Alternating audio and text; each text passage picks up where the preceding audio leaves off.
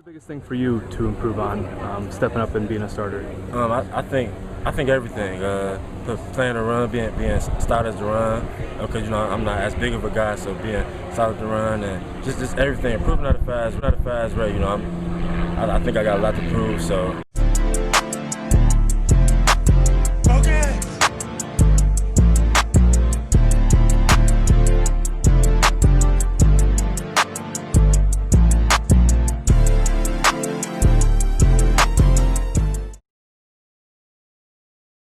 What's going on, everybody? Welcome to the After Effect Podcast. I am your host, LeBron Stephen, but you can call me LB, LBZ, L Boogie, Big Brian, B Ron, whatever you choose. Welcome to episode 32. We have a very, very, very special guest, Arvell Nelson. My guy is on the show today. Cleveland native, started this journey off at the University of Iowa after graduating from Glenville High School. Illustrious career there. Transferred to a junior college, then went to Texas Southern. From there, has been playing in the Arena Football League for, I believe, 7 or 8 years now. Won the Arena Bowl MVP back in, I believe, 2016 or 17 or 18.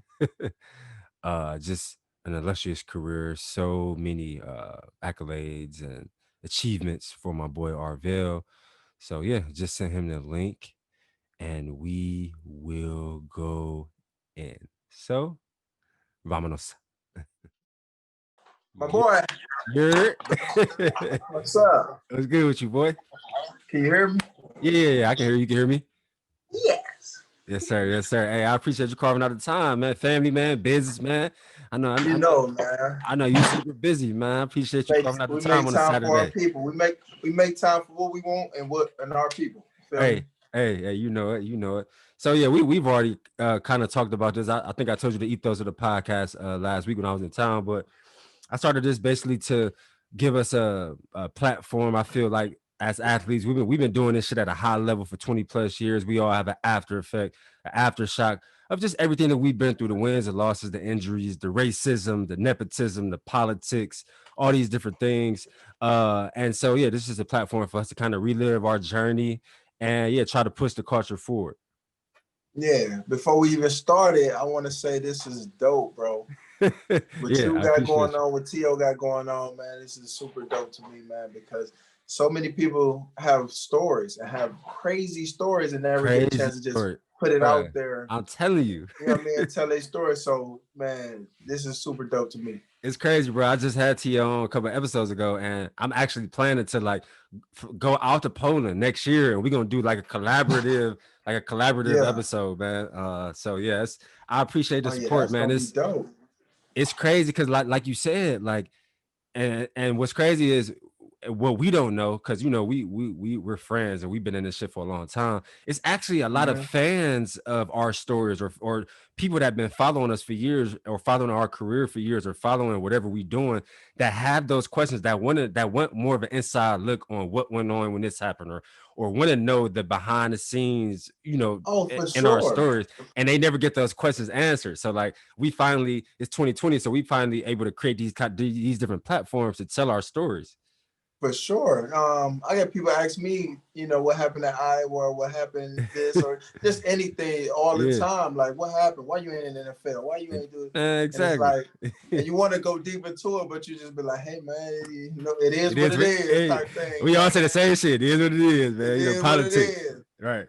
Yeah, but hey, but that's why I said this is super dope to just get that out there and to Yes, promote yes, people to tell yes. their after effect. I'm Perfect telling you, name. bro. I'm telling you, bro. And like I said, bro, we putting that round table together for December. That's gonna really be, when you get all those voices in one room. That's really gonna Yeah. be like crazy.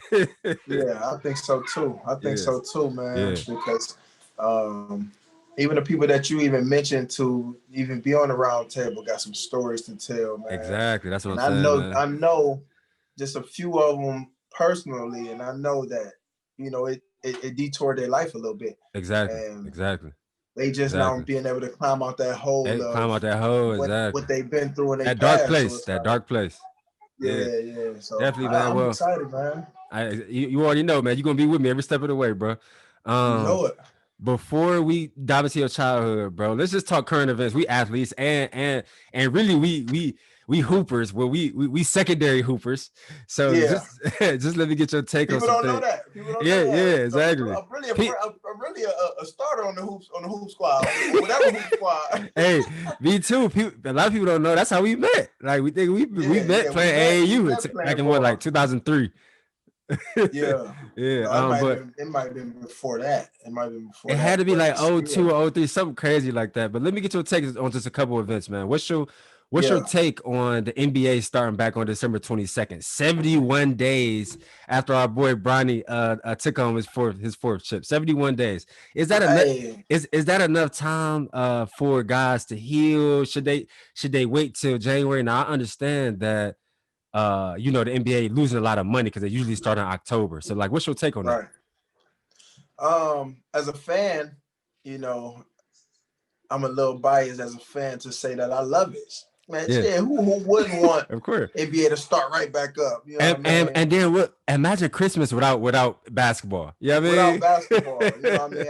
I've been down. I worked at the Q. Yeah. When LeBron was, in 2016 when they had their run. Yeah. And I was a part of that Christmas game against Golden State, and it's still one of the craziest games I've ever been a part of. Bro, me and my dad went to that game. I kind of had the bag back then, man. We was on the second row. Like we wasn't on the floor, but we was literally on the second row. Y'all was right there. We dabbed KD up and everything. I didn't see y'all down there. I was working down there. Yeah, I seen you, but you was on the other side. You was on the other side, and I couldn't get all the way through there. That's one of the crazy experiences I'm ever. telling you, when Kyrie was that game winner. Yeah. Just my take on that, man, is as a fan, like I said, I'm biased to the fact that, I just want to see more basketball. Want to see those guys get out there and get after it. But same here. It is kind of rough on them boys, man. Yeah. But on that level, I think nowadays a lot of people or NBA professionals are taking care of their body a lot more. Exactly. Especially what's going on now in 2020 with COVID and everything. Exactly. And people not really out and about too much. So they taking care of their body, they resting, they getting the proper treatment. Yeah. And so I think it's a good thing. I really think it's a good thing for the NBA to come back, and I think we as fans we miss it. We want to see it. Exactly. We like that excitement. Exactly. I mean, I totally agree.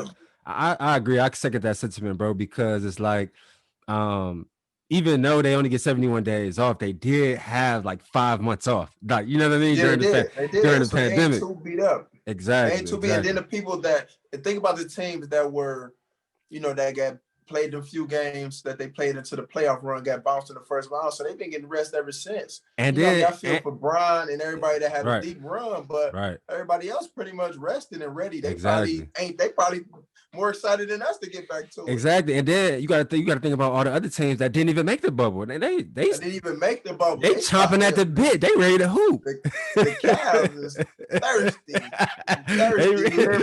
They've been waiting for a long time. With Andre Drummond and everybody, man, they ready. Yeah, boys ready. Yeah, big ready. Man, listen, as an athlete, it's nothing like walking out there in front of those fans and being able to put on and do what you do in front of people that love what you do. You feel me? So Exactly. I bet them boys and we're gonna touch on that too, because I want your opinion on when the city was going crazy in 2016 and you was starting for the Cleveland Gladiators. We're gonna get to that. Next current event. Who, I know it's early, we only 8-9 weeks in. Who do you have winning the Super Bowl this year and why? That's tough. It's tough, man. I gotta say my front runner is the Chiefs right now. You know what I mean? Just because they pretty much didn't lose anything. They added pieces. They still got Pat Mahomes. They just got Le'Veon Bell. Le'Veon Bell is out there, what he brings to the team. I'm gonna have to say with the Chiefs, man. And then, I'm a Tom Brady fan.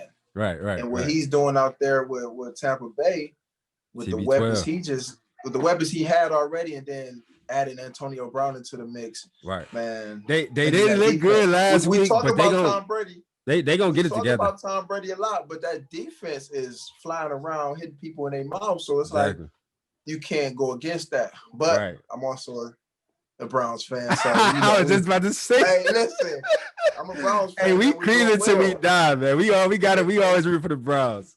For sure. And then I always been an underdog, so I'm an underdog lover. So if I feel like the Browns, if we could do something. If we can use Odell injury and just certain things to come together at the right time, bro. Right. Don't count us out. Bro, in my dreams, bro, I see the Browns and the Chiefs in the AFC Championship. Now, I'm not saying that's gonna happen. I'm not saying that's gonna happen because it's gonna be hard. It's gonna be hard not to see something and Chiefs. But I see something. Though. I see the Browns like there. Visionary. Exactly. I see the Browns there. They just got to figure it out these next 8 weeks, man, and put the wins together. I feel like I've always gravitated towards the Chiefs. Just because of the ties. Obviously, we both Cleveland guys, Cleveland kids, and Travis Kelce there. He the best. Yeah. Well, one of the best tight ends in the league. He's from the Heights, so I've always gravitated to that. And then, obviously Frank Clark. I don't know him personally because I'm a lot older than him, but he went to the Ville. He played in the Big Ten just like we both did. So I'm an edge guy, so I follow his career super closely. I love seeing him with the low shoulders and the spins and the fake spins and the sauce and just everything he do. Exactly, the sauce, Glenville sauce that he brings to the field. Exactly. Like, I cannot root for him. But I love, and he in that 5'5", so I'm just every time I watch him, it's basically like I'm out there playing. Like I just be so excited and just what I'm saying. So I'm living vicariously through him. Exactly, for years, bro. Mm-hmm. And so I'm hoping they get it done. But of course, go Browns, man. I'm hoping the Browns do something. At least get in the dance. If we make the playoffs, at least the playoffs. I mean, we always hope for winning season. At least the playoffs. Exactly. But I see it, man. I see Baker maturing on a lot of levels as from a quarterback perspective. Right, man. I'm sorry to cut you off, bro. Like, okay, because I talk to my OGs all the time, all my Cleveland OGs all the time. We actually in the group chat. Like, do you think that Baker can read defenses, bro? Because I'm a defensive edge guy, right? I mean, obviously retired, but it seemed like he struggled to read defense. But I know he's not tall. He only like 5'11", 6 feet. I know you were a taller guy. Yeah. So from the outside looking in, it looks like he struggles reading defenses. What do you see, like from your viewpoint? He do. He still has that. I want to say it's a fear factor as far as like, when people put pressure on him, he's still he's jittery in the pocket, jittery in the pocket. Yes. And you can't play that position that way. Exactly. Because you're going to make mistakes. You're going to make irrational decisions. That ball will come out and somebody's going to be taking it the other way. Exactly. So, I've seen him calm down a lot. I've seen the offensive coordinator put him in a lot of play action situations where, it's successful for him, where you can take the pressure off of him, people biting on a run, and now we got 1 or 2 reads to get the ball downfield. And I feel like that's when we get in trouble as an offense, when we put the ball in his hands 5 wides. Right. He ain't ready for that. He gonna be down the line. I feel like that because I can see the talent, but right now he ain't ready for that. So a lot of play action, a lot of pushing that ball downfield off of play action is where he's great at. And when we did that, you see what happened. We won games. We beat a lot. We beat some good teams. We beat some good teams. It's so funny, bro, because fans, like people that really don't know football, like they be so impatient. Like all my OGs be like, man, put Keenan, man. Fuck Baker. Put Keenan, man. It's like, hold on. It be off of one drive too. People forget that a football game is a long game. Like, come on, like y'all gotta relax. Right. Right. I like Case Keenum, man. I like Case Keenum though. Yeah, he's a proven baller.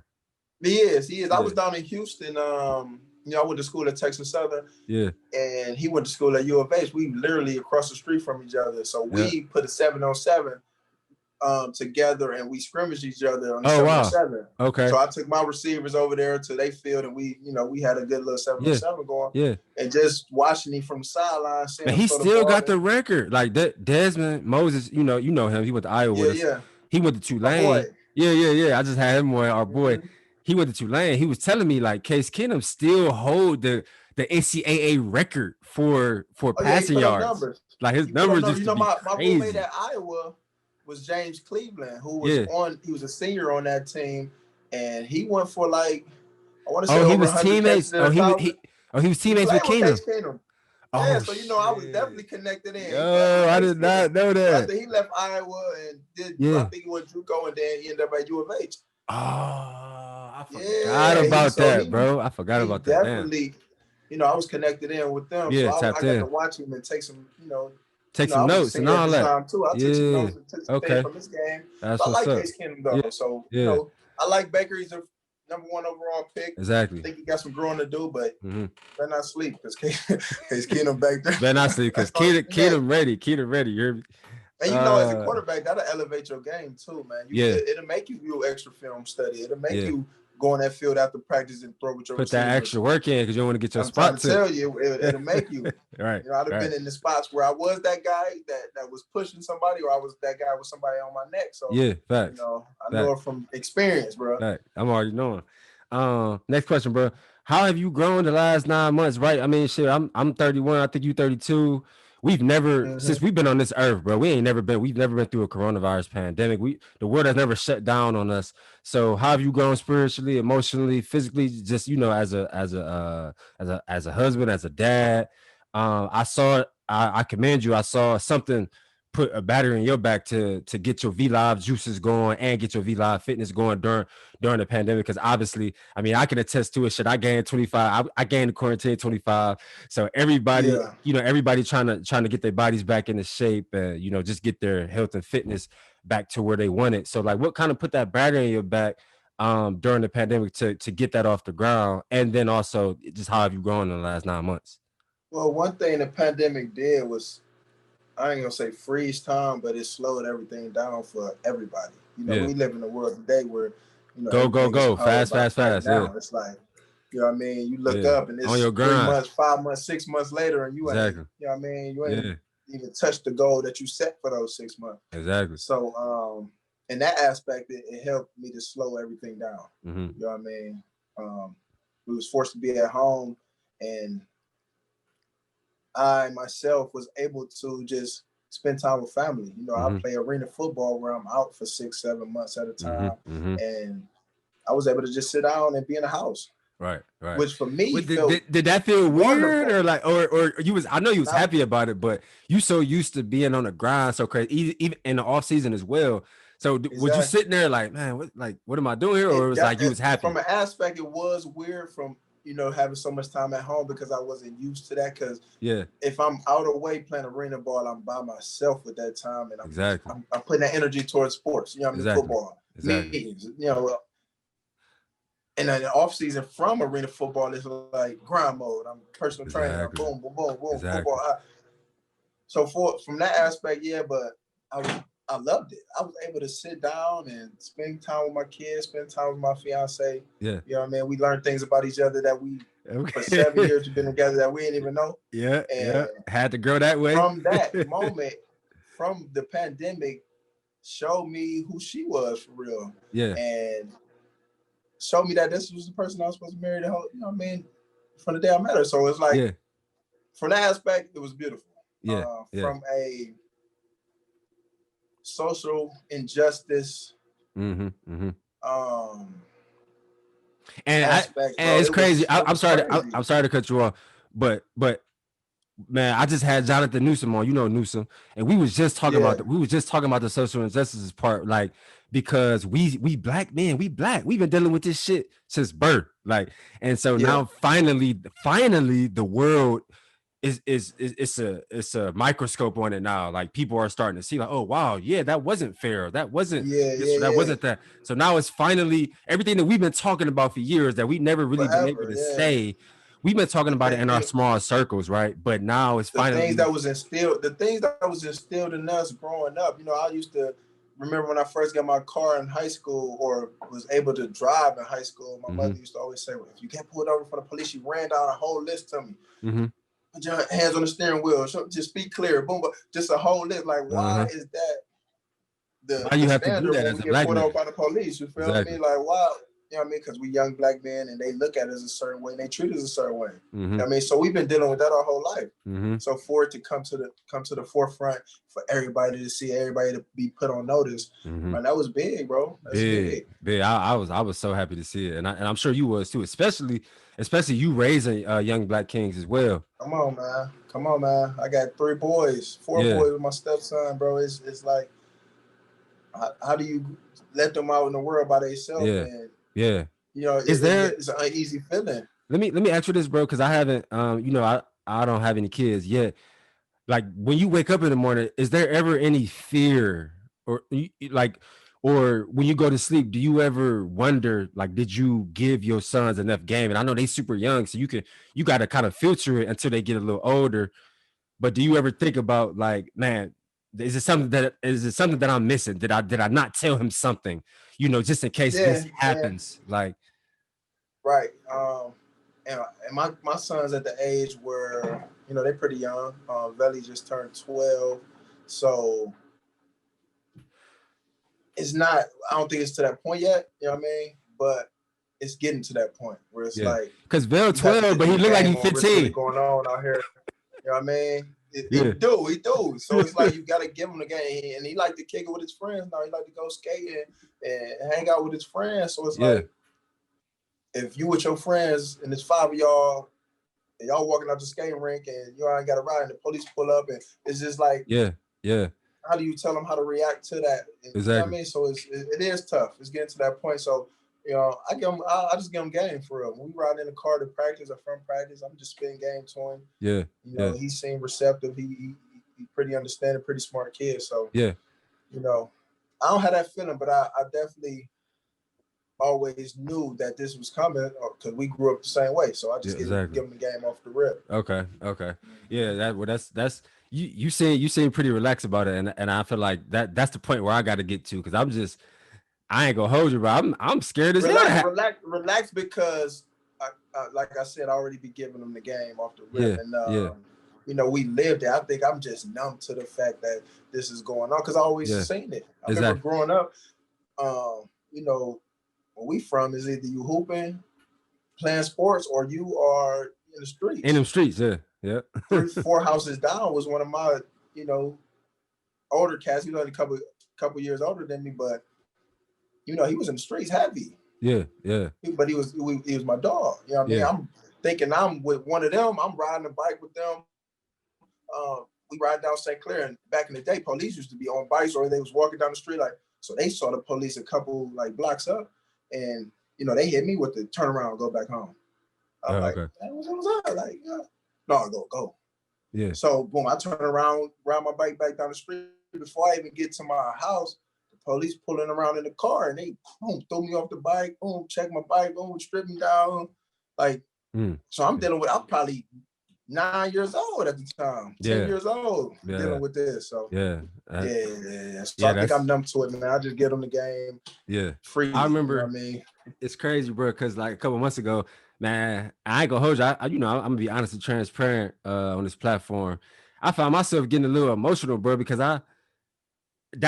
that's what I went back to. I went back to exactly what you said. For so many years, I was so numb to it. Even when we was back in Iowa City, or you know, whether we was at Cleveland and like a nice suburb, whether like Solon or like, you know, just anywhere out there, walking into a gas station, and you a good kid, educated, all these things, but becoming so numb to the looks and the stares and you know what I mean, just all the things that we experience as black men. We have to become numb to it, because if we don't, we gonna pop off on somebody, or we gonna, you know what I'm saying, we gonna end up fucking somebody up. And then of course, you know, that's jail and all, and cases and all these things. So I was thinking about, like, damn, like niggas really had to become so numb to it just to live, just to get by, just to live every day. Like, you know what I mean? Like, it's so messed up that we have to be numb outside, to it. Don't put the hoodie on. Like take your hoodie off around. You know what I mean? Like, it's cold. You know what I mean? I want to protect my neck, protect my health. Exactly. I can't wear a hoodie because I'm profiled now. So exactly. Definitely, man. It was a way of life. Yeah, but we had to sift through it. All we can do is educate our kids on it now, man. So exactly. Be a step ahead of step ahead of us. I agree, man. Last current event, bro. What's your take on Deion Sanders committing to coach at the HBCU, kind of changing the HBCU realm? Like it's crazy because I interviewed Donnie Fletcher, you know him, and Jordan Maben, you know, ADBs from the Cleveland area, played in the league a couple years, and they like, man, if Deion walk in my living room, I don't care if it's Jackson State, Appalachian State, Central State, I'm going. So, wherever he at, Deion, I'm going. Yeah, I mean, it's dope, man. It's so dope, man, from an aspect of prime time being him. You know what I mean? Prime was prime. Unapologetically prime. Unapologetic. Me. Exactly. I know I'm that guy. Y'all gonna have to deal with it. Exactly. Maybe with what you owe me, or you know what I mean, or keep it moving. Exactly. So him just bringing that attitude to the Black culture and the Black college. Exactly. It's so big, bro. It's so big because we know he what influence he have, and the big names, the big time guys are going to follow. Yeah. And once they follow, it's a tide wave. It's a tide wave coming. Exactly. And what's crazy, I think that Deion is truly a visionary genius, right? Because people forget he worked for the NFL and NFL Network and ESPN for 12 to 15 plus years. So he got those connections to those producers. He know those showrunners. He'll be able to garner those pitch meetings to get Jackson State games on the ESPN networks, whether it's ESPN2, whatever, but just more exposure, you know, like even more exposure. Because that's I'm happy you said that, because it ain't even so much of bringing the biggest names to college, because Black colleges, there are big names at Black colleges that go there, and then you never hear about them because they are where they are. Exactly. That exposure is so important. So important. And he's going to bring that. He's going to bring that. And then though, from an aspect of this, I went to Texas Southern. He went to Jackson State. Yeah. From the flip side of it, everybody at TSU is going to elevate their game because they playing Jackson State. I know once I see them, what it's going to be. It's going to be big time TV. It's an elevated, it's an elevated level of competition. So it's going to elevate us all from just a athletic standpoint, from a financial standpoint, because more people that watch it, more people are going to pour money into it. Right. You know what I mean? And just from a Black excellence standpoint. Yeah. Now we got more Black guys getting those opportunities. Exactly. And telling where the world go from there. It's a tide wave coming, man. I really salute him for the move, man, for sure. So let's dive in your childhood, bro. Cleveland kid, both of us. I was born in 89. I think you was born in 88.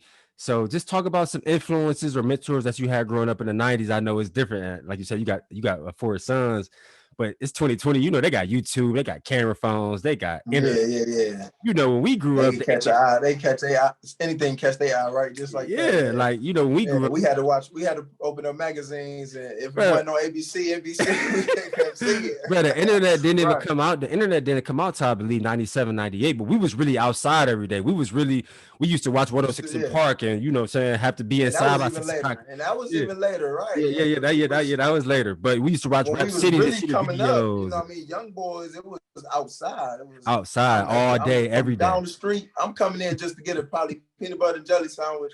And real quick, whatever grandma got going on, mama got going on, and we back outside. Right. I used to go inside real quick, drink a bunch of water, take a piss, and I'm back outside literally every day.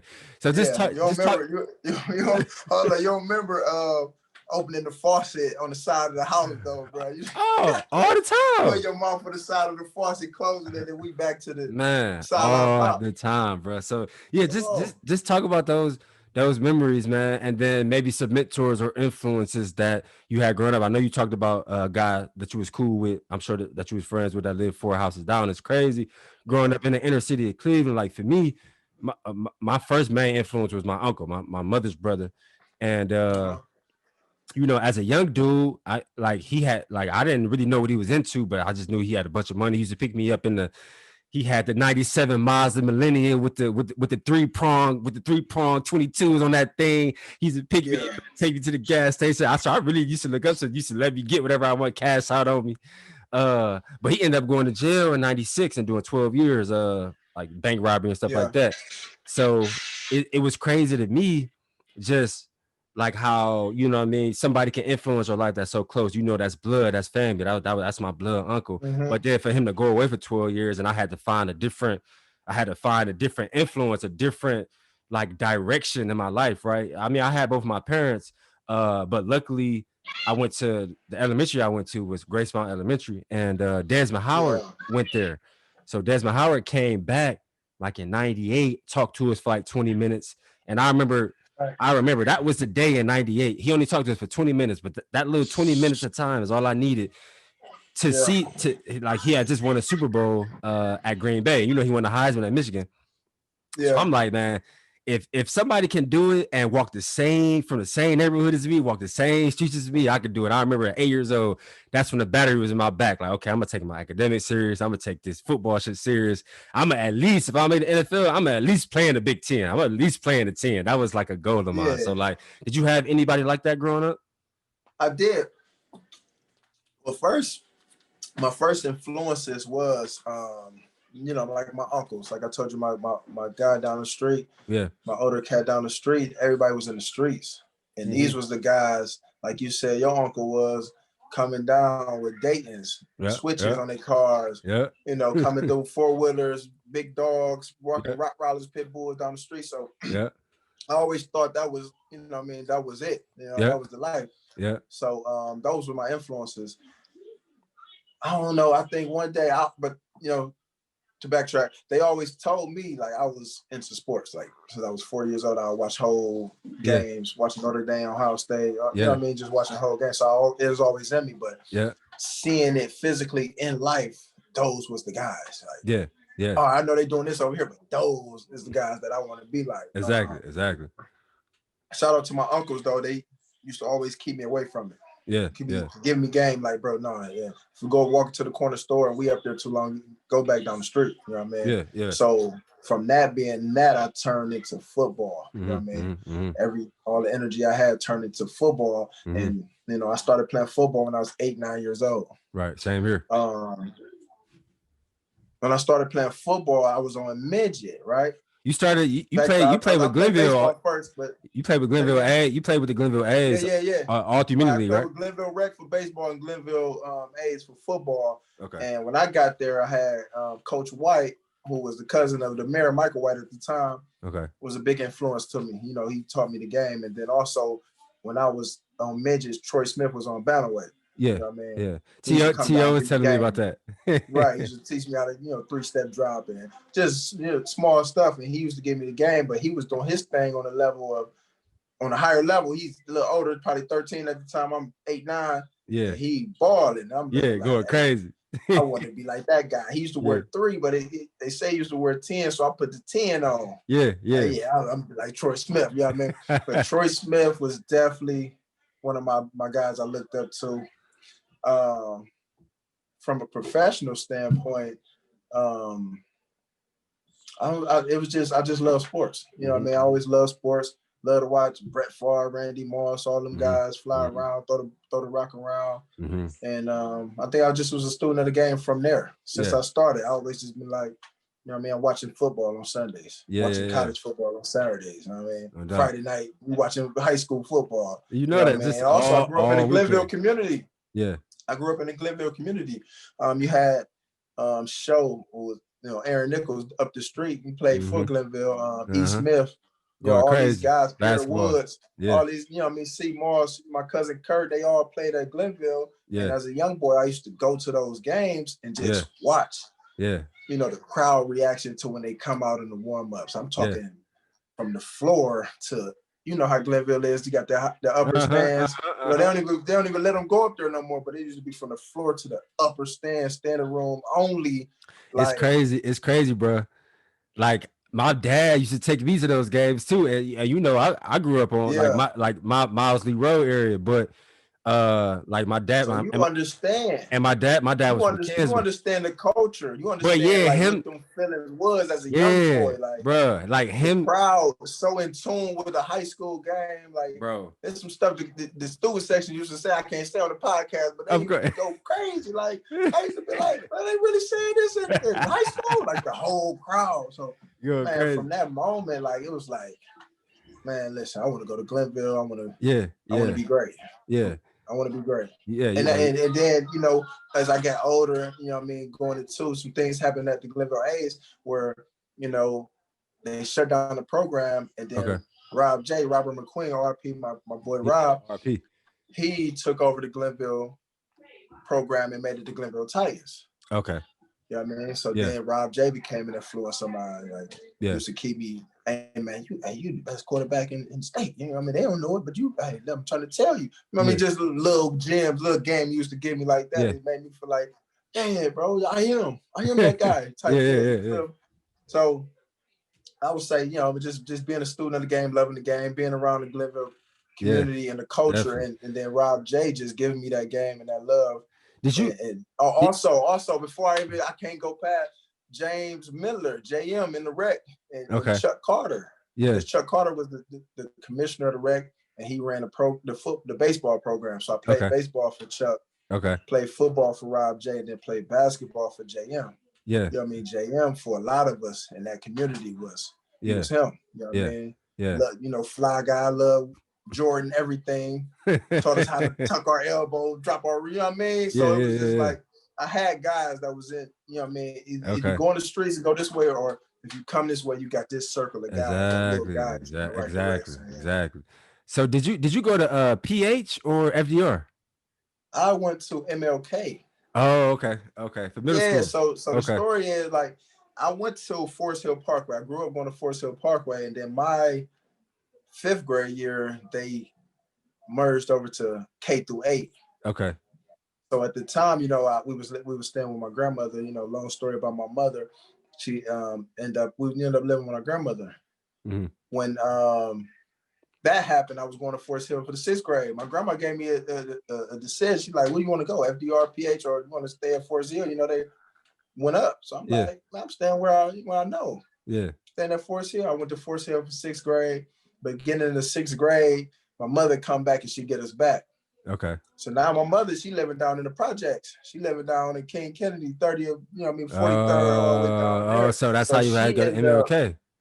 Right. She ended up getting us back, and we ended up having to move with my mother, transferring. I went to Central at first, and I really wasn't for the Central vibe. It was too. Yeah, it was just too. Yeah, I'm trying to play sports, man. They on some other. I'm trying, you know what I mean? So Central, all project babies. Oh, man, Central was Central, man. If you from Cleveland, you know Central. Exactly. Central. Yeah, you know exactly what it is, bro. What you doing here? Man, listen, I want to play sports. I don't want to be. So she ended up transferring me to MLK using my auntie address, and so I played. So in the 6th grade, 7th, 8th grade, I went to MLK. Yeah. Okay. But you, of course, you being from the Glenville area, you already knew when high school came, you was going to the deal. Right. Because they already knew it. When I was at MLK, living in the projects and being, you know, back and forth from the projects to my grandmother's house on 118. Yeah. I played for Glenville Titans. So everybody in the projects knew I played for Glenville. So my nickname in the projects was Glenville. You know, you ain't going to East Tech. You know, you ain't going to Glenville. They already knew. Like you said, like, you already know. That's where I'm at. Yeah. You know what I mean? So when we used to get recruited as young boys, 6th, 7th, 8th grade, St. Ed's coming down, all these schools, I used to always tell them, like, I don't want your car because I'm going to Glenville. Like, I love what they got going on. I love this culture. This is me. This is who I am. Exactly. This is what I'm doing. Exactly. You know what I mean? A lot of guys used to take the cars and, you know, conversate. I used to be like, "Hey, I'm about to walk." Fact. Walk home, right? Go ahead. So, man, talk about coming into the Ville in like 2002, because you graduated 2006, and I mean, coming in as a 9th grader, man, just talk about that transition. I know your eyes was big, bro, because you had the TEDs, you had all these, like you said. I think maybe was Troy still there your freshman year, or had he already left? My freshman year was, I want to say that was Troy's senior year. But the thing was, my freshman year, I didn't play high school football. Okay. I played basketball for the Glenville Titans in Muni League. I played football. I played for the Muni League, the Glenville Titans, and you know, because I had an early birthday. What was that? Bantamweight? Late birthday. I'm sorry, late birthday. My birthday is September, end of September. Oh, so you were still like 13? You weren't 14 yet? I was still 13. I wasn't even 14 yet. And and it was like, I had nobody pulling me to say, you got to play high school football. You got to, I had Rob J. now, who was my mentor, was like, well, if you want to play for us, then we need you. So right. Go ahead. Hey, you stay down if you want to. And I was comfortable down there. I'm like, right. But I'm staying down, you know what I mean? Right. And I ended up playing for the Glenville Titans the bantamweight year. Okay. End up breaking my shoulder the last play of the first game of the season. Broke my left shoulder, rotator cuff. Okay. Trying to throw a Hail Mary. It was a tight game, 12-12, trying to throw a Hail Mary. Damn. Dude slung me down late. I fell on my shoulder wrong and broke it. Shit. I didn't get to play that year. So from ninth grade, you know what I mean, early year, I didn't even get to play. Nobody even get to see me play until coming into the workout sophomore year. Yeah. You know what I mean? And then I remember. I like where you got forgotten about, for real. Okay. I think about it, I like what got forgotten about. Like, yeah, you've been the starter, you've been doing your thing all the way up to here. Where is he? Yeah. Gino ended up being a quarterback that, you know what I mean? And it was like, where Arvell go? Like, but I was just around, it's just I wasn't playing. Man, talk about following. Okay, like, I mean, obviously, I think you was probably like 15 or 16, 10th or 11th grade. Talk about walking into the starting quarterback position at Glenville behind Ted Ginn Jr., right? Like, now, like, as Cleveland kids, like, come on, man. We all know Ginn Sr., you know, he's the father. He's the godfather, right? For all of us, right? He's put us all in position. And then we all know the illustrious career that Theodore had as well. So was there any pressure, bro? I know, especially you only 15, 16. I know it was a little bit of pressure, but at the same time. No, it was definitely pressure. The thing about it is my sophomore year, after that freshman year where I didn't play, you know, I didn't even start on JV them first couple games. I really truly was forgotten about. I came in, they had their mind made, like, all right, Gino gonna be the guy, boo, boo, boo, boo. So I didn't even start that sophomore year. But in my brain, you know, in me, I'm so competitive. I know who I am. Right. I know I got it. So it's like, I'm competing every day. Like, man, they gonna know. I'm gonna make them know. I'm gonna make them understand. So Gino ended up starting. We was on JV sophomore year. Ted, the quarterback on varsity, he doing this thing. He putting up all type of video game plays. It was crazy. So, but me in my brain, I'm feeling like, man, I should be the starter on varsity. Like, I'm not even the starter on JV, but I'm like, I should be the starter on varsity. I know Ted's the guy. I can get him the ball. Like, I'm the guy. You know? So from just taking that mentality and that hunger, that sophomore year when Gino ended up getting hurt a couple games in. I think I don't even know the team I came in and played against, bro. I think I tore him up. Probably threw 5 touchdowns in the first half or something crazy. Mind you, I still had Ray Fisher. I had guys. Oh yeah, I know all I had to do was hella receivers. I had to deliver the rock. So from there, you know, I ended up taking off, being a starter that sophomore year at JV, playing varsity. Started on JV playing varsity, and I even got a couple reps, you know, when we was blowing people out. I believe I still hold the record for the longest touchdown pass in Glenville history.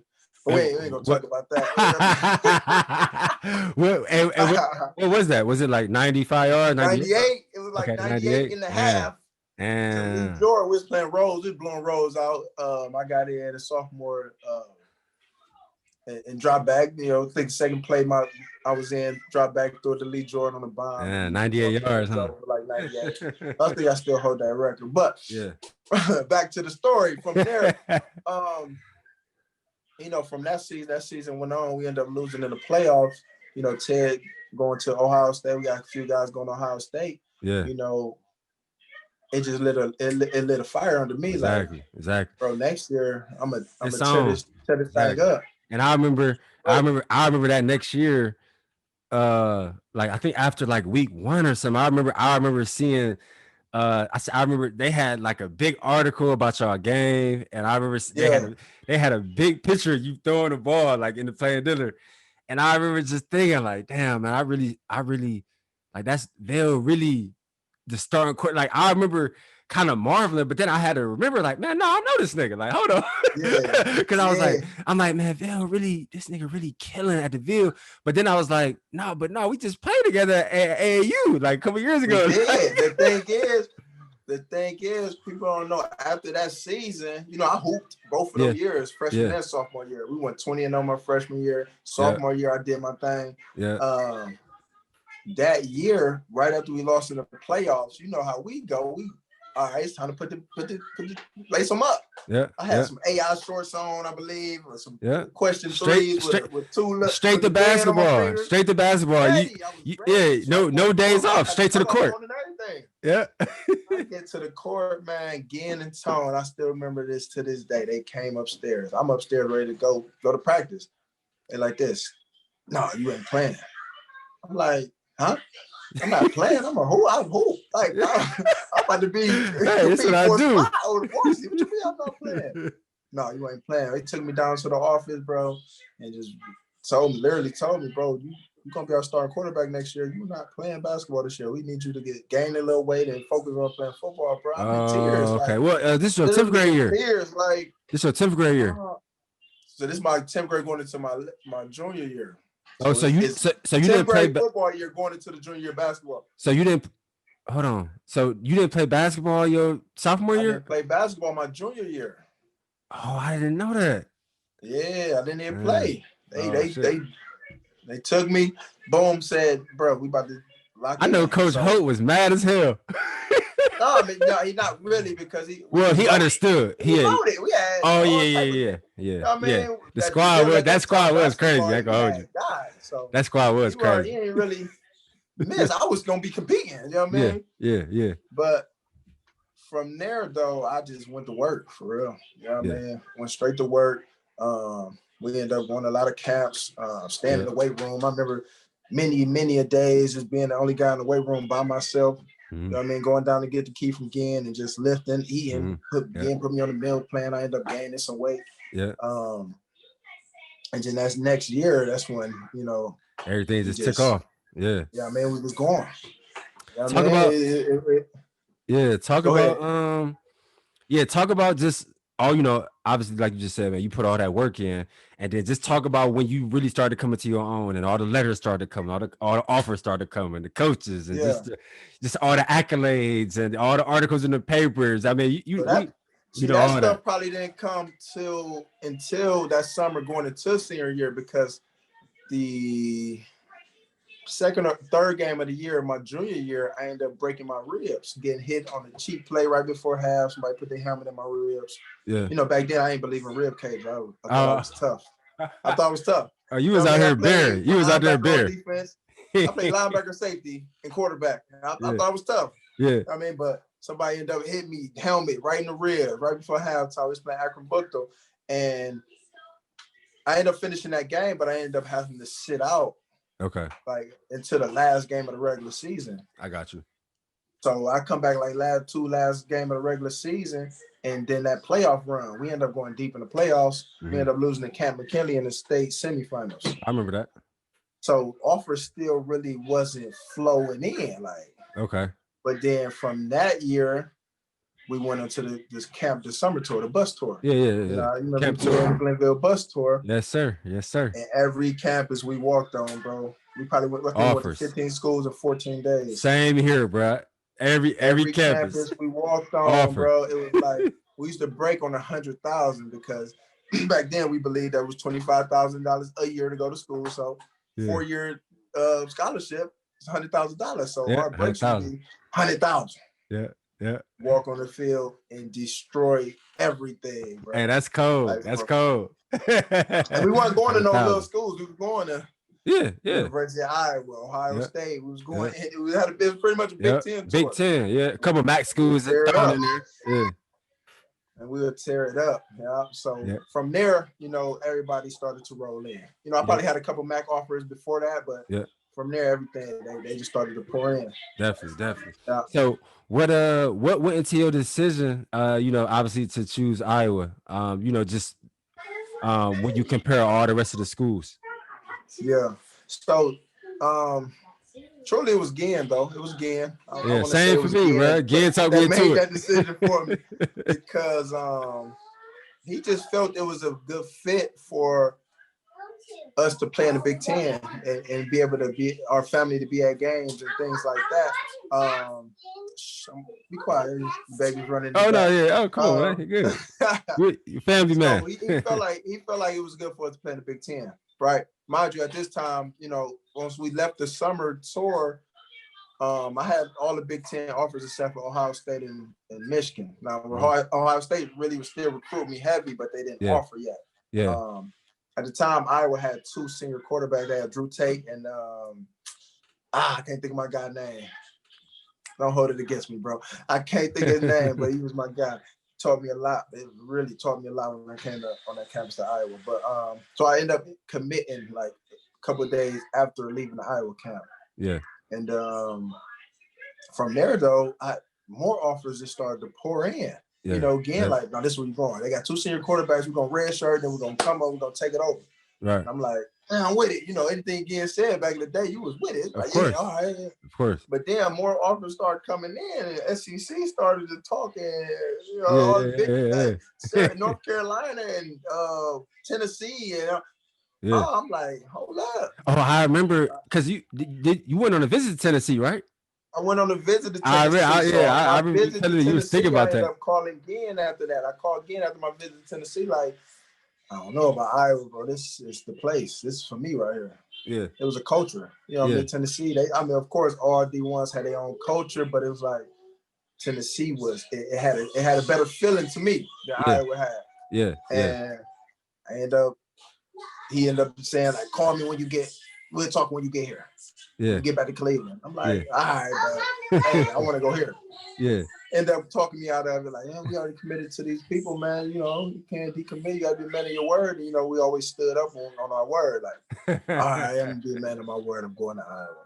Yeah. So that went into my decision to go. It pretty much was again telling me that you're going to Iowa. Yeah, definitely. And so, just talk about your transition from the Ville to Iowa. Obviously, I know because I came to Iowa the next year after you. Yeah. But like, you redshirted, but you won, scout team player of the year. You was playing quarterback, you was playing receiver, just killing it on the scout team your redshirt year. So just talk about the transition from going to from the inner city of Cleveland, you know what I'm saying, where we comfortable at, to Iowa City, where it's it's 98% white people. It's hardly no people that look like us. We in the Hillcrest dorms. What was that transition like for you, bro? It was a culture shock. Yeah, I was shocked, literally shocked. Like, didn't know how to respond to it. So the football aspect, it's football. We know how to maneuver through that. It's what we do. But as far as just the going social to class life. And you're literally probably the only black person in class other than the football guys that you know. Exactly. It's like it was a shock to me. Exactly. And even starting back. Our first time going to camp. You remember when you go to camp, they pull up the Hillcrest dorms. I don't know if they did it for y'all. They just pull up the Hillcrest dorms, put you in the dorms, boom, your parents there. And then take you to the Marriott. I remember my mother, bro, crying like I just got sentenced to life. And I don't know what she felt. I don't know if she was like proud about me, out my baby going to college. She was crying like she probably is hysterical, like She was probably just happy. Bro. She was happy, but She was happy and sad at the same time, but just going away from her, then they pulling off. It was like, are we out here by ourselves for real? Yeah, we out here. You know what I mean? So then camp football was nothing for real. It was football. We did what we did. You know what I mean? Coaches coached you hard. We was used to that. You know what I mean? Working hard, we was used to that. But it was when we broke camp. The moment we broke camp, and then we had to get prepared for game week. And then they sent you out there on them campus buses to get to class by yourself. Yeah.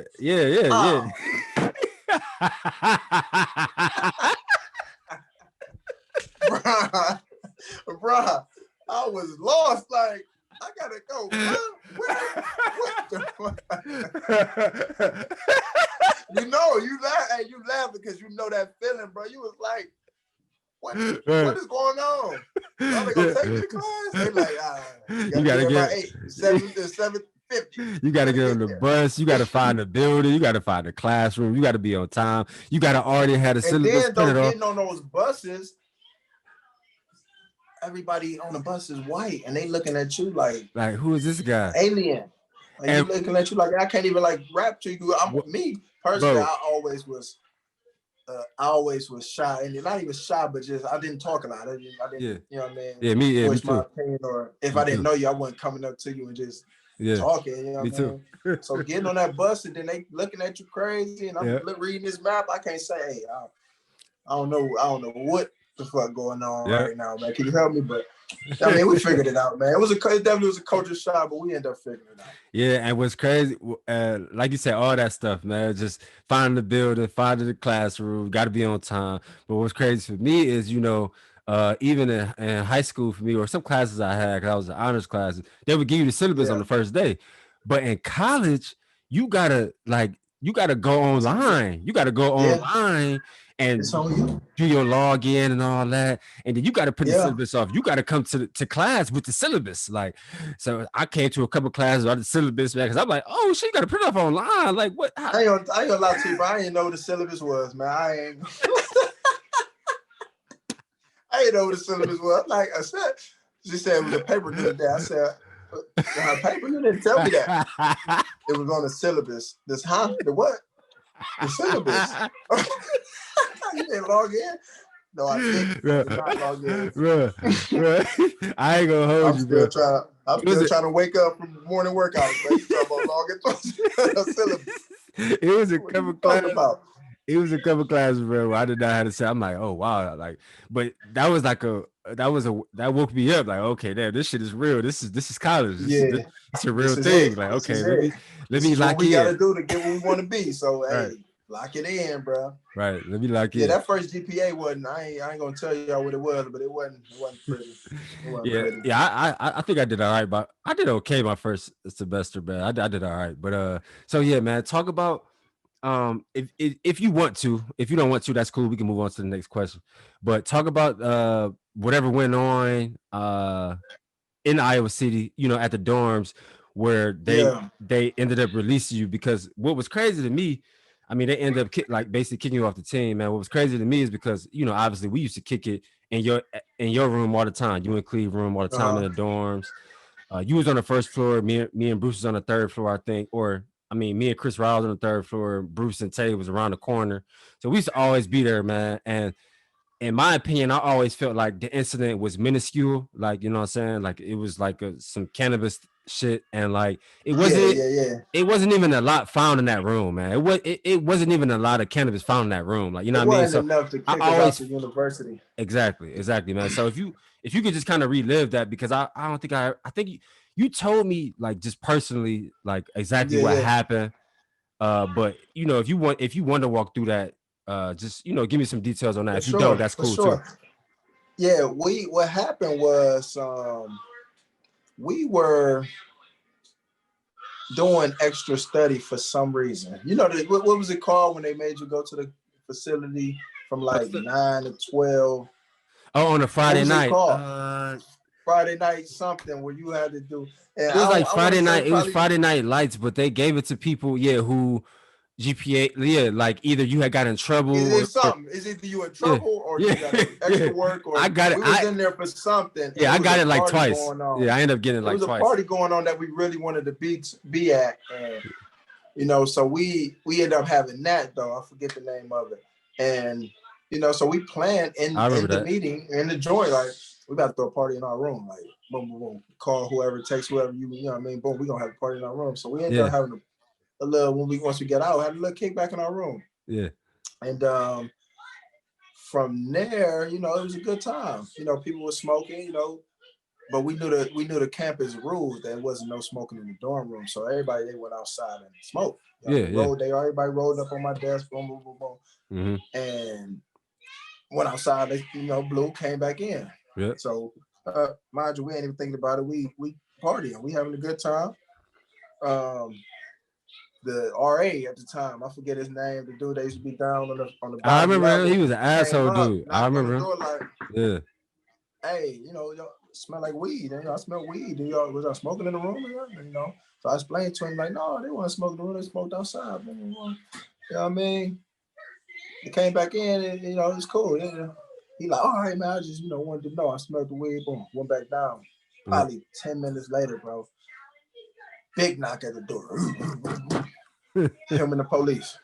He's like, oh, damn, bro, you just came and checked on it. We told you what it was. Yeah. Police, open the door. We turn the music down and everything, open the door. My dude, Cleve, the police come in like, can we search the room? You know what I mean? Cleve like, yeah, ain't nothing here, man. You search it, boom. Yeah. They come through there like stormtroopers, kick the door.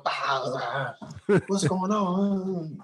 Everybody put your hands on your head. Everybody got his hands on head and everything. They search the room. So we didn't clean the desk. So it's a little shake on the desk, a little residue from when people were, rolled up and got up out of there. Uh-huh.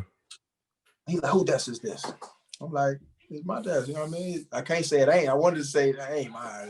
But it's like my name is on my bed. Exactly. I'm like, it's mine.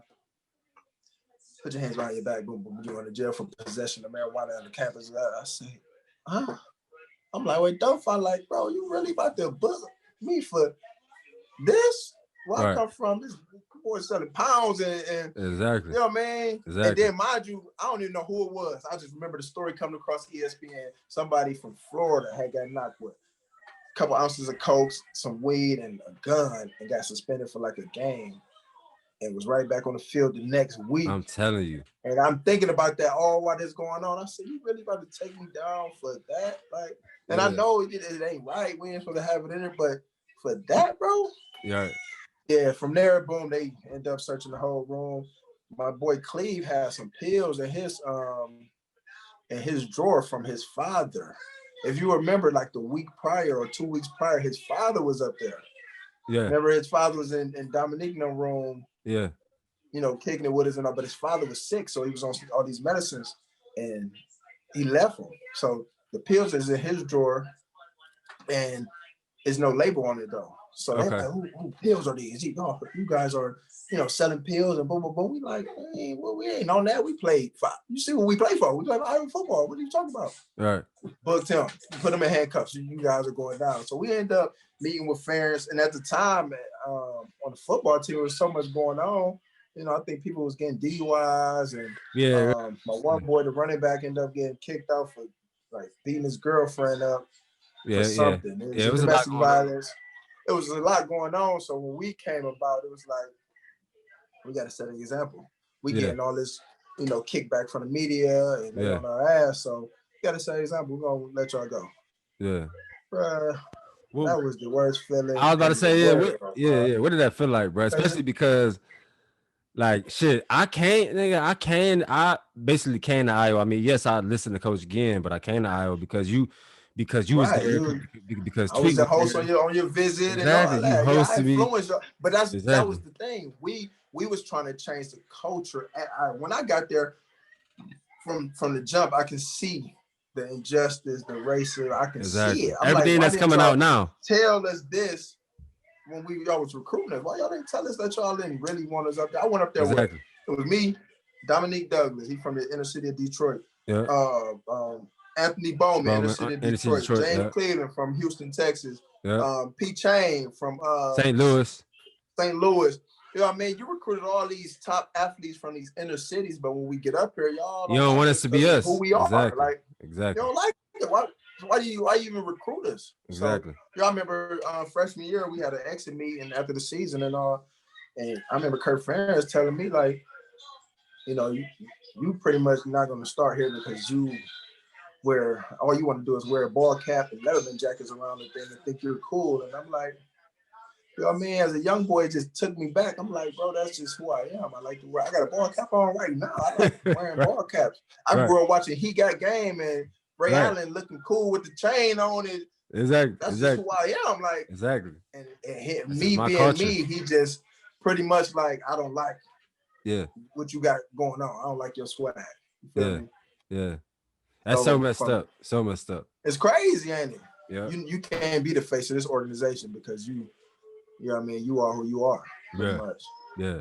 So what was, like you said, man, like what did you go through mentally and emotionally, once They let you go. You had to move out the dorms. You had to, I'm sure, go back to Cleveland and really just figure out your next step. And I know you went to, I think you went to with like the Fort Scott Junior College.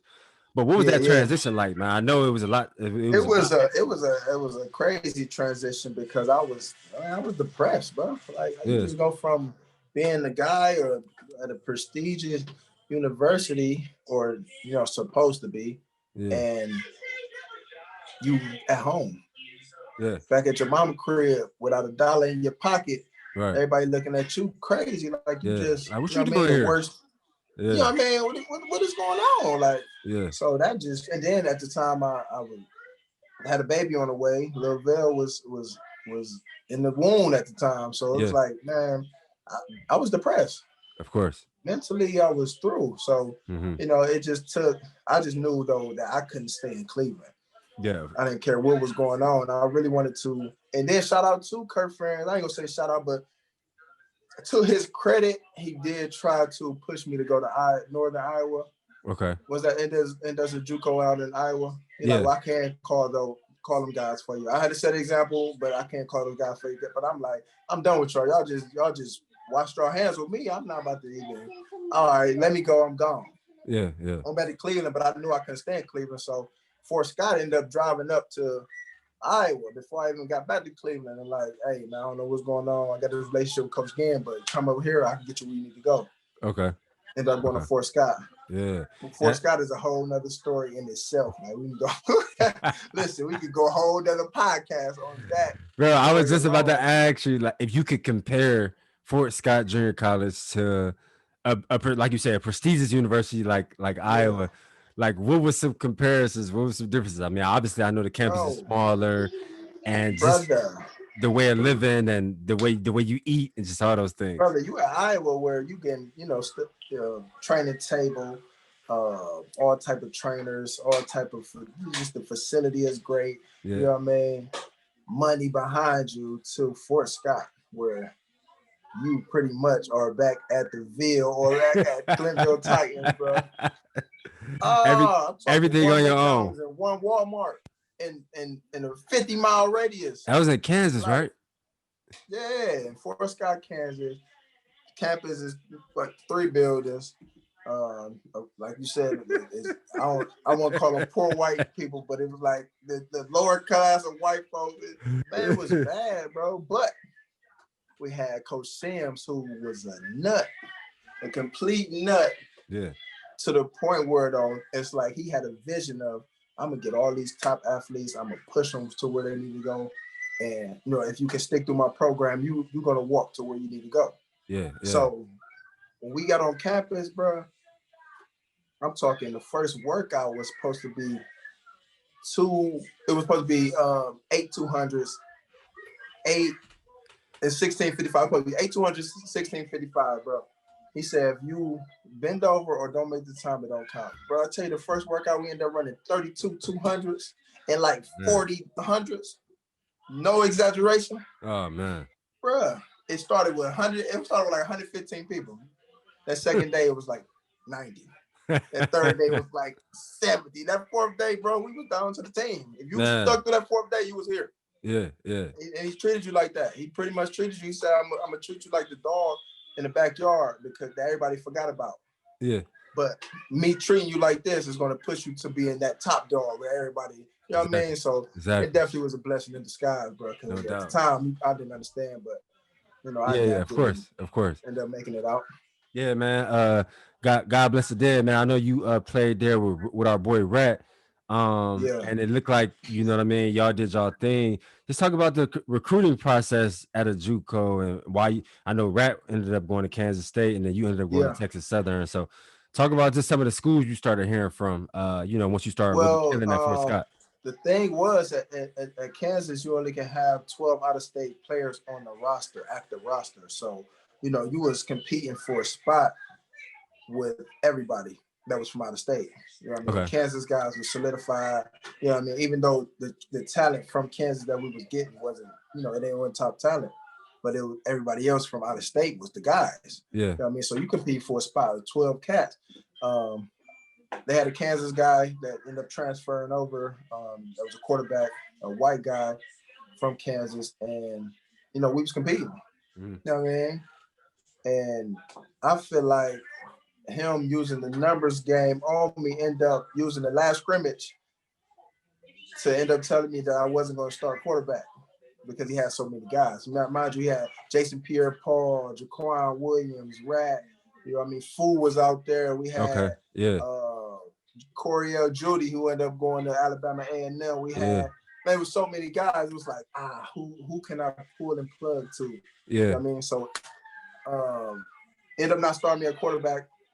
First 2 games I didn't play, and then the 3rd game he came to me. It's like, hey man, I want you to play some defense for me. You can go. I can get you to the NFL if you play some defense for me. End up playing safety. So I remember me that. and Rat at safety. We're seeing that. Well, he was rocking. Bro. I'm like, but in the back of my mind, I'm always like, I'm a quarterback, man.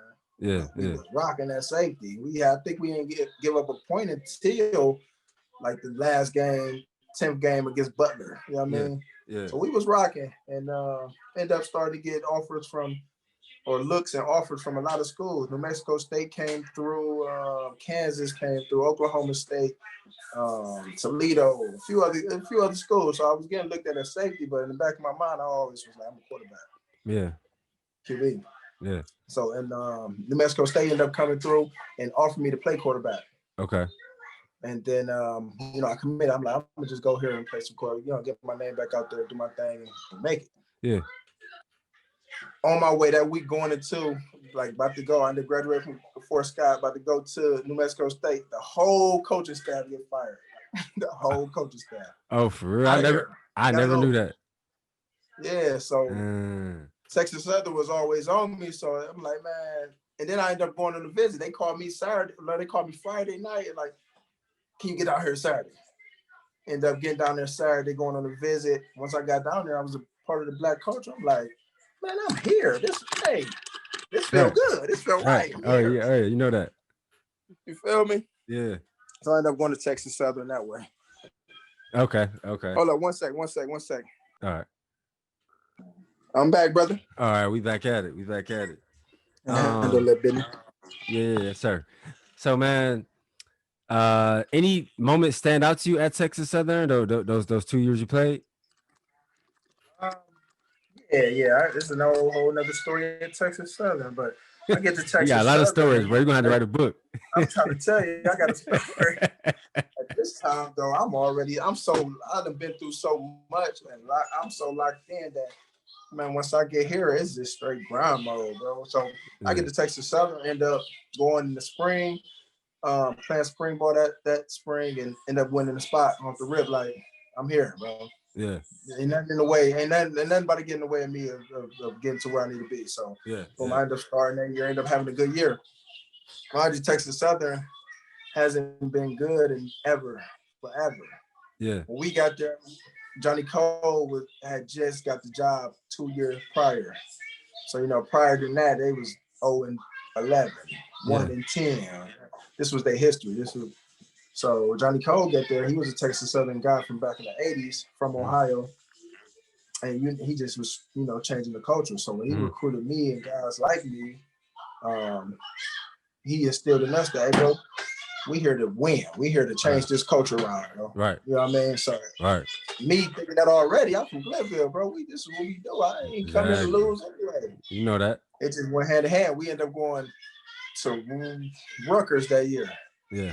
End up competing with Rutgers. We ended up getting blew out, but we competed to a level where everybody was like, hold up, they might be something to, you know what I mean? This Texas Southern team. We ended up having a winning season. We ended up not going to the SWAC. But then that next year, we rocked out. Won the SWAC. Probably, I think, the first SWAC title in 48 years. Wow. That was a senior year, right? My senior year. I had I think, the best defense in the nation that year. We ended up having like 29 D1 transfers at Texas Southern. For real? They was calling us second chance youth. We had a whole little article in ESPN and all that. Yeah. That's crazy. So that's a whole other story in itself. I already know. Because I say that because I ended up not being able to play in the championship game. So mind you, what happened at Iowa, went to Fort Scott, then come to Texas Southern, making it all the way to my senior year, and what came to haunt me was the transfers. Man. I ended up transferring to Fort Scott and we lost 24 credit hours.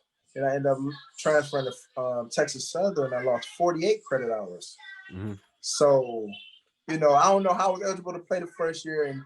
But come that senior season, they telling me like, hey, bro, you need this certain amount of hours to be able to, or a certain amount of credits to be able to play. Like, yeah. So I got to stay.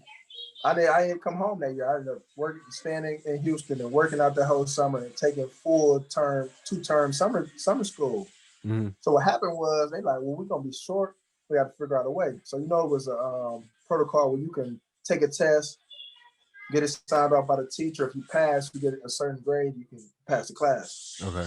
You pay for the grade, you pay for it, but you end up having to take the test and you end up passing and pass the class. So the coaches was doing it for us, pretty much. Yeah. You know what I mean? So they like, well, see, you already got a full summer session going on top of workouts, on top of summer, all of this. So this is what we're gonna do. Boom, boom, boom, boom.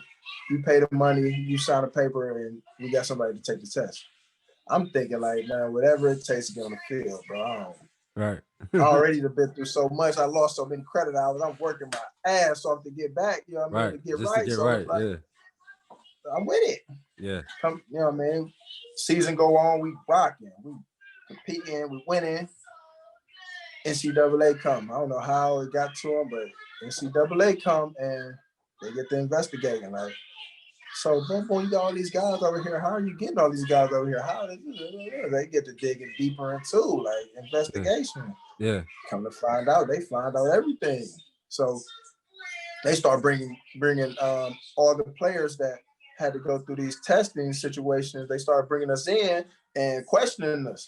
Yeah. And me, I'm loyal, bro. I'm not snitching. There's no snitch clause in our bylaws. Come on now, you know that. No snitch, bro.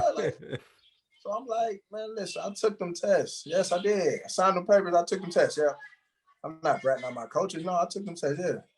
So they like, bro, listen, your championship is on the line. Like, we had to make it to the championship. It's on the line, bro. Like, I'm like, what do you mean? Like, I took them. You don't have no proof.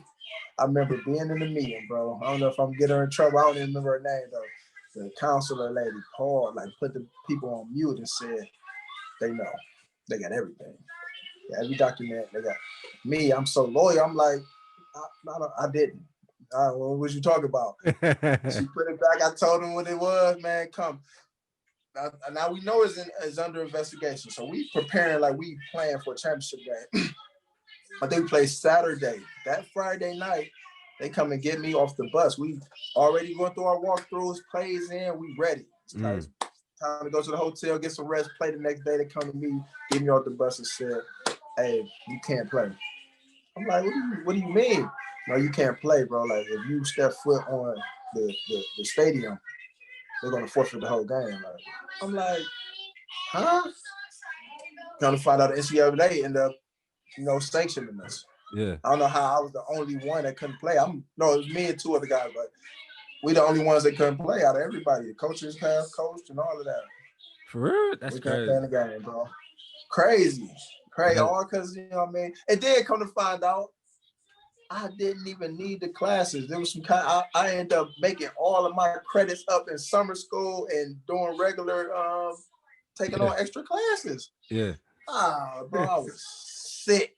I already know, bro. That you right though. That do sound like a crazy. Mind you, I have 4 NFL scouts at the game. My agent, the dude I was talking to, one of my agent officially, I was just talking. He like, I got 4 guys coming to the game. So, mind you, Friday night they came and get me on the bus. I wasn't able to talk to him and the NFL scouts. They at the game like, where is he? Yeah. What's going on? Yeah. I'm at the hotel, hurt in tears. Man. Damn.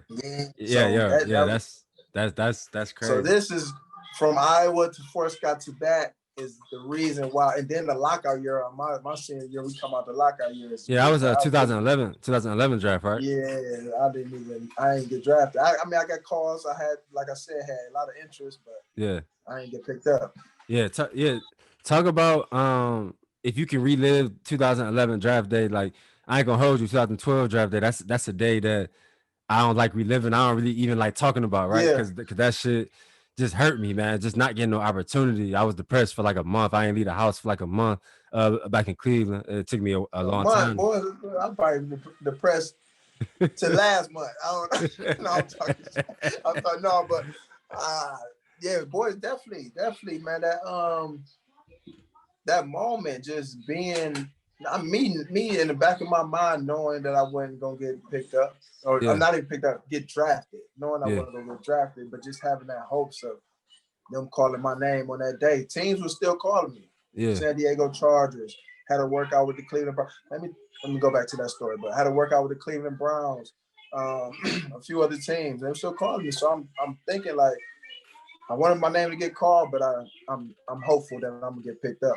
Right. End up not even getting a shot. So, like I said, go back to the Cleveland Browns story. I had an agent, the agent that had the scouts at the game.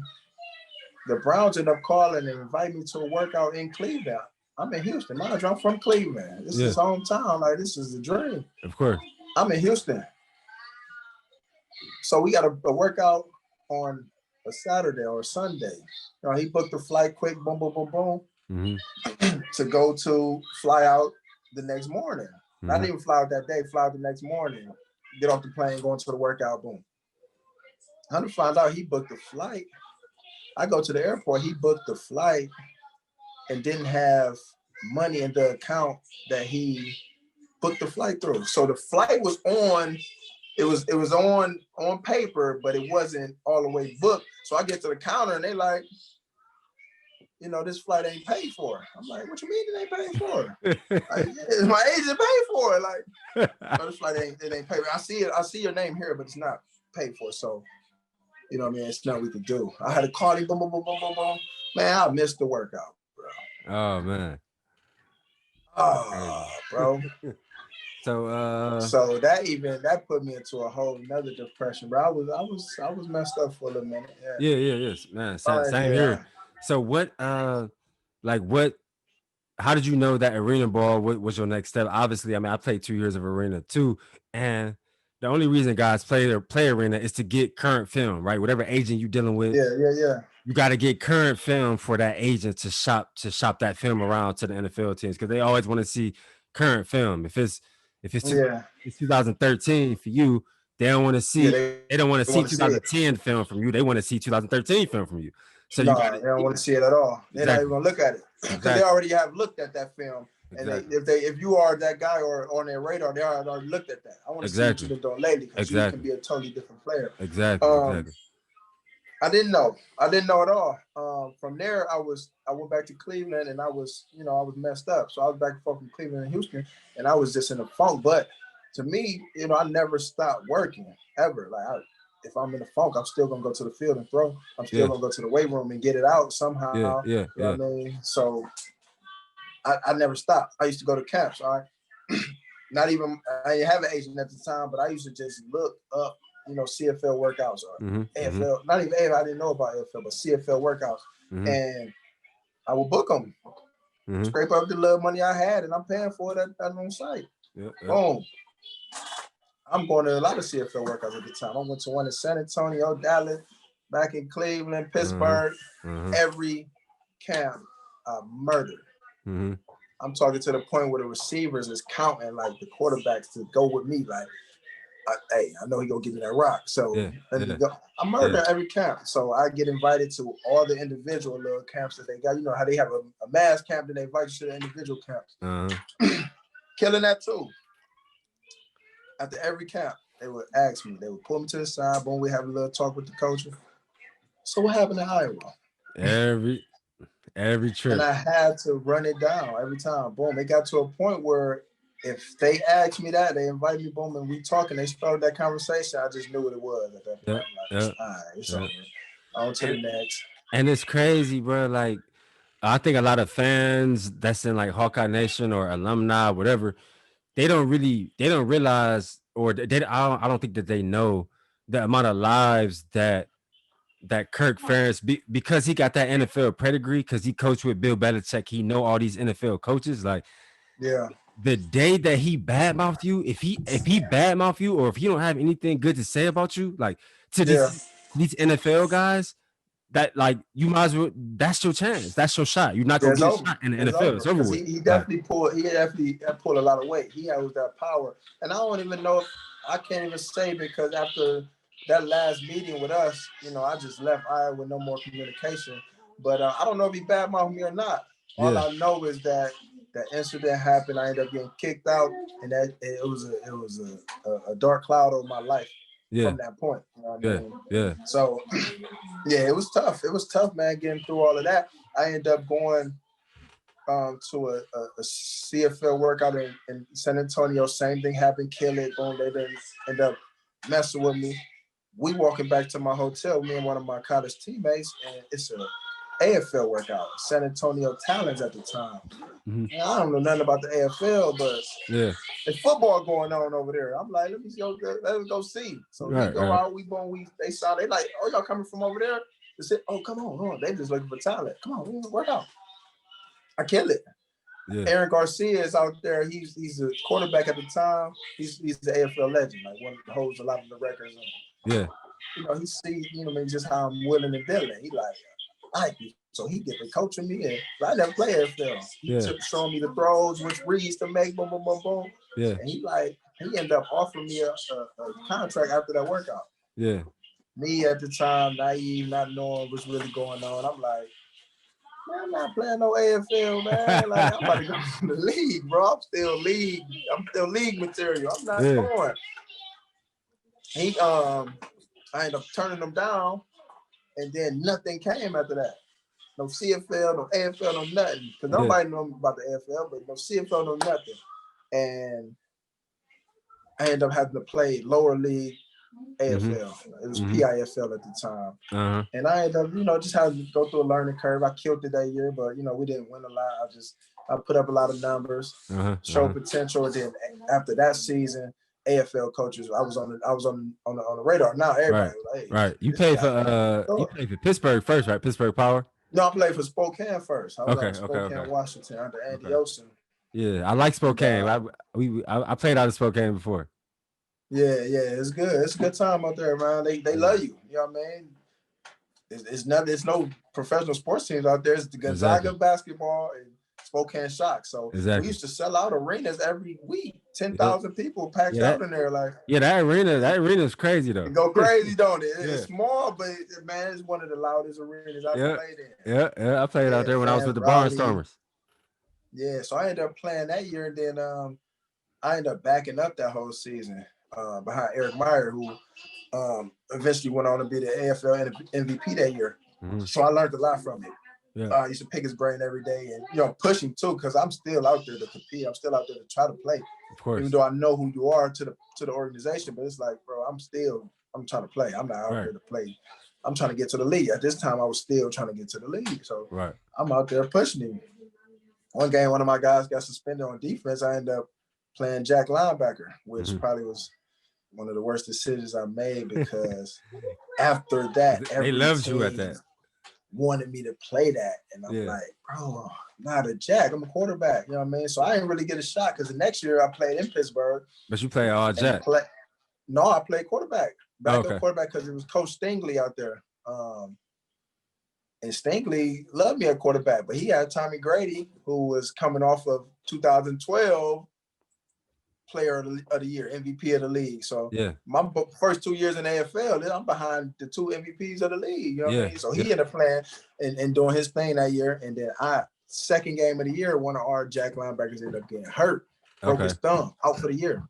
I go in, we play against like one of the top teams, beat them. And then that next game, I think I had 5, 6, 7 solos and a pick. And it was like, God, I'm a Jack linebacker. So I ended up playing Jack linebacker the rest of the year. Backup quarterback, Jack linebacker. I remember that. So now everybody in the league like, he's a Jack linebacker. I'm like, bro, I'm a quarterback. I'm a quarterback. So I don't know. After that season, in Pittsburgh ended up getting, they ended up doing away with the team. I don't know, some financial reasons or the owners, butt heads or whatever. They ended up doing away with the team. Yeah. And I ended up saying, I'm done with football, bro. Like, I'm through. I ain't got no more for it. Yeah. So I ended up finding a job and ended up working in a salt mine. Great. $28 an hour, you know. Yeah, where was you at, Cleveland? That was in Cleveland. Went back to Cleveland. I'm working in the salt mine. Yeah. But I woke up every day just like miserable, bro. I'm making good money at the time. I woke up miserable. Like, I don't belong here. Right. But I, you know what I mean? Still football. I'm still working out and training and doing all that. But it's like, I'm making good money, got a family, boom, boom. Let's focus on that. But end up having an accident in a salt mine on day 87 of my 90.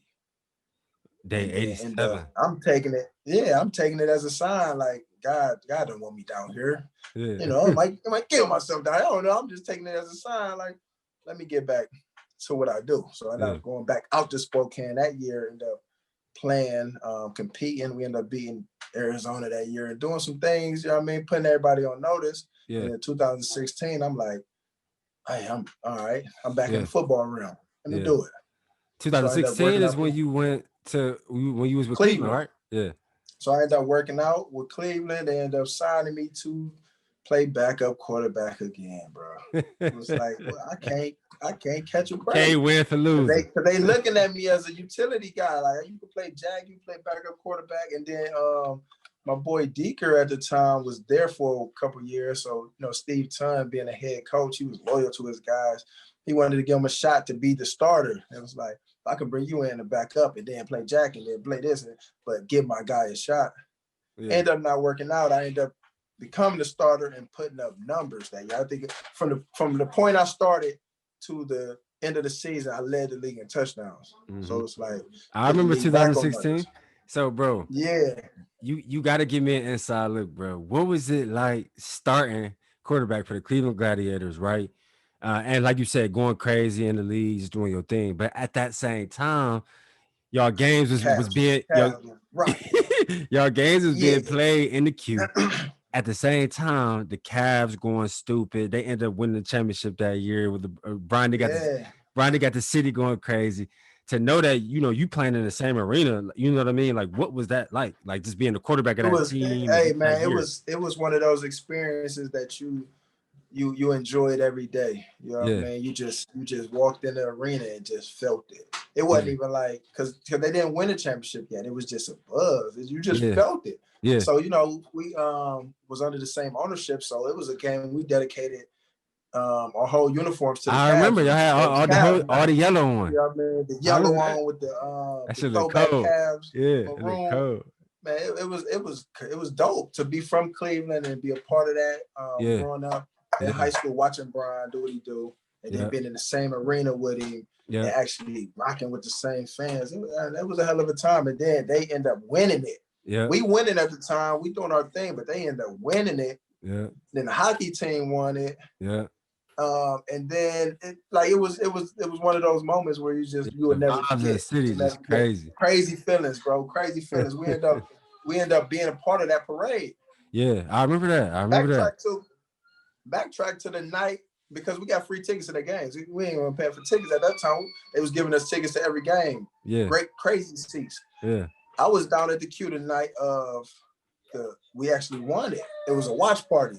Yeah, in the queue. Party, you would have thought they was playing in the queue. It was that type of experience. Yeah. So when they won it, it was just surreal. Everybody ran out in the street, the whole Cleveland. I think everybody that stayed in Cleveland was downtown going crazy that night. Yeah.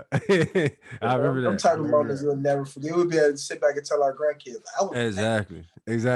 Now 2016, I was down there with LeBron James. Yeah. Yeah, it was crazy though. Yeah, that's crazy, man. So I think 6 years and 6-year AFL star, Arena Bowl 31 MVP. I looked up your stats, bro. 12,000 plus passing yards, 220 touchdowns, man. Like, what moments stand out to you just during the journey? Like we talked about earlier, you should probably write a book just because you got so many different stories of different things that happen. But you still here, you still rocking. Like I just said, 6 years in the arena, going stupid, 12,000 plus yards, 220 touchdowns. You won Arena Bowl MVP, in Arena Bowl 31.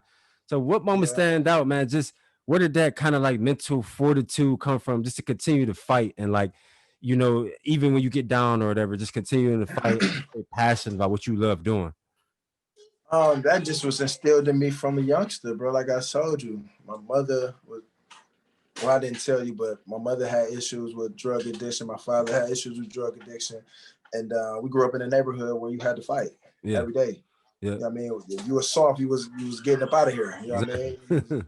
You was getting ran up out. So, exactly. You know, that was just in me to fight my whole life. So when obstacles came, you know what I mean? It was just natural to just put my guards up like, I couldn't lay down. Right. Let me work. Right. And then from that, it was you figure out the ways that you can work around it. You know what I mean? Right. You know to work hard, you know to put your head down and grind, but right. how do you work around through this? Right. You deal with everyday stuff. Right. For me, it was training. You know what I mean? I know guys that went into depression and, you know, went into drugs, alcohol and all of that. And then, you know, my outlet was always being around football. Exactly. You know what I mean? Exactly. Training, lifting weights, playing basketball, playing sports, doing things that I always did my whole life. Exactly. So it was just, you know, that was my outlet. Exactly. One moment that just stick out is Arena Bowl, winning Arena Bowl. That was the moment that just stuck out to me because it made everything come like full circle. Yeah. Because even that year, I didn't start the year off with the team. Yeah. You know, the AFL at that time was getting rid of bad owners. So a lot of teams were dropping out. Yeah. So it ended up being 4 teams in the league that year. Okay. Right? Which in turns is only 4 quarterbacks, 8 max because, you know, 2 backups. Yeah. Me coming off the season that I came off of and being through what I've been through, I'm a starter. Yeah. Period. I'm not coming, I already been paid my dues to be a backup and I already proved myself to be a starter. So teams were calling me and they was asking me to like, you know, come in and play backup for me or be a jack. You know what I mean? And I'm like, man, I flyweight feel disrespected and offended. I'd have been through that. Right. I did that over time and time again, and I'd have proved myself time and time again. So it's like, I'm not doing it. Right. So come that year, Coach Benji McDowell ended up getting the job. Okay. A couple quarterbacks, they quarterbacks got hurt, went through a couple quarterbacks, and then Benji got the job. They ended up firing their coach, hired a black coach, and he was on my line for a couple weeks. Mind you, I'm like, man, football is life at the football. I'm trying to figure out life at the football. He like, brother, come here. You know, if you do what you do what I know what you can do, they gonna pay you, you know, good. You can be able to set your life up. Yeah. Boom. He like on my line every day for a couple of weeks, and I keep like turning me down. That year I was playing out in I had a sweet deal out in West Virginia where I could just come out Friday, go to walkthrough, play Saturday, fly home Sunday, and then do whatever I want to do back in Cleveland, like to set up life and be with family. Yeah. And his persistence just was like, bruh, I know you. I know what you could do. I know black quarterbacks ain't getting the opportunities they need to get. Boom, boom, boom, boom. But every day, I'm like, listen, I'm going to do it. Yeah. I'm rocking. I got a sweet deal out here. I'm working at Guillen Academy, and I'm playing football on the weekends. I got a sweet deal going on here. I'm really not trying to, but he was persistent. So I ended up coming out there. We ended up, you know, rocking. We ended up losing a couple games, but we had momentum. We had talent. We ended up winning. So we go on the playoff run and end up winning the whole thing, bro. And then that moment of the locker room, it wasn't even a moment on stage when they was like, you know, MVP, all that. That was cool. It was the moment in the locker room where everybody just was so, you know, at joy, popping champagne, owners in there. It was just that moment for me, like, bro, out of all you done been through in life, you here. Like, that was a dope moment. I already know. I remember when you won it. I watched the whole game, and I forgot where I think I was in Atlanta, but just being so happy for you, bro, because just going back to when we met and just really knowing all the behind the scenes stuff, understanding your story, everything that you had to go through and fight through, like, so to see you be, and especially be the game MVP as well, on top of winning, like, I was just super happy for you, man. And I know that's, you know, those some stories and feelings that you will never get back, and like you said, that you will, you know, tell to your grandkids when you're older.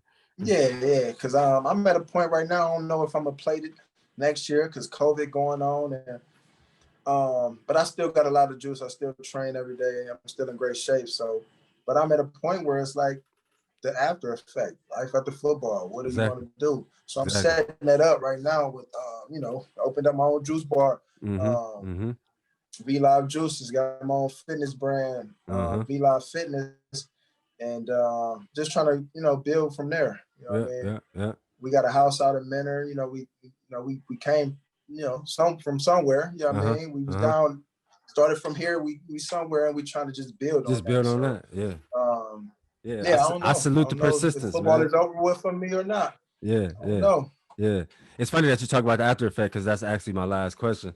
What would you say is Arvell Nelson's after effect? Like I said earlier, man, we got 20 plus years of athletic experience, the wins and losses, the racism, the nepotism, the injuries, the politics, just all the BS that we go through, man. What would you say is Arvell Nelson's after effect or aftershock? What were some lessons that you learned through all these years of experience that you will ingratiate into your young kings as we try to just push this culture forward? Man, that is my after effect, man. Those young kings, bro. I got a family. I'm newly engaged. Got 4 sons. Yeah. And I'm just trying to get them the game that I, was taught through life, just living life. Trying to make sure that their path doesn't have to be, as hard or as difficult as mine was. You know what I mean? Trying to get them every opportunity to win. You know what I mean? Every advantage that I didn't have, I'm trying to put them in place right now. Exactly. You know what I mean? So I would say just family football. We started the Guinea League organization, and we've been going 4 years strong now. And those guys are starting to get recognized for who they are now. Our 14U just went down to Georgia to play in the Southern Hospitality, challenge or whatever you want to call it. And they end up taking on the number 1 team in the nation, and end up, taking them to the wire. They end up losing 8-6. Okay. So, just putting our kids in our community, giving those opportunities that, we didn't have. And then when we met again, the same opportunities again gave to us. So, that's my after effect, family and putting back into these kids, man. Definitely, man. I totally agree, and that's a great after effect, man. Well, that's actually all I had, bro. I've been and so you've been my dog for a long time, man. So you already know it's all love with me. So, but I've been proud of myself on giving guys flowers while we still here. 2020 been a weird year of the pandemic. Kobe gone, just all these different racial injustices, people passing out of nowhere, man. So I just want to give you your flowers, man. All the accolades, all the accomplishments, bro. I really know where you from and been with you since a youngin'. And so really understand, what I'm saying, kind of like how you built and how you was raised, man. So I just want to give you your flowers and tell you that I'm proud of you, bro. Just, face up, man to man. Keep going, what I'm saying? You killing it with your business ventures. You killing it. Great example for your young kings. You killing it, being an example for us, what I'm saying, for your friends as well, in that small bubble. So I just want to give you that love, what I'm saying, while we both still here. My dog, I appreciate that, man, because that's important for us as friends, bro, because, I look at you the same way, what I mean, with what you got going on with the podcast and just being you, because where we come from, bro, people are, we scared to be us, bro, and you just do you, what I mean? Live how you want to live, and I love it, bro, man. To the fullest, bro. I love it to the fullest. So, man, keep doing what you're doing, bro, and we're going to keep rocking. Yes, sir. I appreciate you, bro. And actually, man, I actually got one more question. It just dawned on me. What, because one thing that I noticed about Cleveland is like guys like base who they friends are, who they're friends with from where they're from. And I think that's just a local mentality, but like, I think so too. Yeah. Where did that wherewithal come from you? Because I remember even when we met, we was like 13, maybe 12, 13. I just feel like you always took me in, even though you knew that I wasn't from St. Clair. I wasn't from the Glenville neighborhood, but I was from Cleveland. Like I'm still an inner city kid. I'm just not from that inner city. I'm from a different inner city. Right. So what gave you that wherewithal to be able to be cool with people from different parts of Cleveland? Because and to be honest, bro, I still see that shit now. Like even as men, guys be frowning up their faces and frowning up their faces if you ain't from the Glenville neighborhood. Just all those different things. And I never understood why it was grown men like that. But I always felt like even you as a youngin, you were able to compartmentalize that and say, nah, we still are from Cleveland. Like, you know what I'm saying? I know that, like, I want to say just my experiences from being back and forth from the projects to St. Clair. Okay. So, you know what I mean? I want to say that I don't know. I want to say it's just that plays a part, but it's just in my DNA to be, you know, to show love to everybody. That's just always been me. Like, I had to be a fighter growing up, but I never wanted to fight. You know what I mean? I never wanted to go out and be like, I'm about to whoop somebody today. No, I always wanted to show love. I don't want to see people hurt. I've felt that hurt. I've felt that pain. I've felt being hungry. You know what I mean? I've felt all that. So it's like, when I can give love to people, I'm gonna show love. I don't care who you is, where you from. You know, if it's the same love, I'm gonna show that love. So I think it's just in my DNA, man. Just who I am as a person. I commend you. I commend you for that, man. Because like I said, even we in our 30s, bro, and it's still guys out here our age that like finding they face up if you ain't from that neighborhood, or even guys from different neighborhoods. You know what I'm saying? Finding they faces up at other guys. Just stupid, weird stuff that I feel like as grown men, it's like, it's just like you really still think like that, bro. Just because as Black men, period, and until some people, you know, got to understand where some people come from, man, and that's what it is. Where they from, like it's no love. It's all treacherous. You gotta fight. You gotta be on guard at all times. So you know what I mean. With so many hoods in Cleveland being like that, you will see that's just what it is. But I don't know what gave me that. I just be like, bro, it's love. You know what I mean? I don't want to see nobody hurt. That's love, man. Let's have a good time, bro. You feel me? And I feel like if we do that more, you know, the world would be better. Just not even just the city or the state, just the world in general. If we all just show love, I totally agree. You know, we'll be in a better place. Exactly. Well, yeah, man. Well, that's all I had, man. We've been on wax for a while, man, but I appreciate you cutting out the time, bro. Love to you and your family. You know, y'all have a good weekend, bro. And like I said, man, I'm trying to set up that round table for the day after Christmas. I think it's a Saturday. So once I find a space, you know what I'm saying, pay for the space, and then I know you got the camera guy, so I'll tap in with him just to get all the logistics right. Put that round table together, man. So I appreciate you, bro. You just let me know what I need to do, bro. We're gonna make it happen.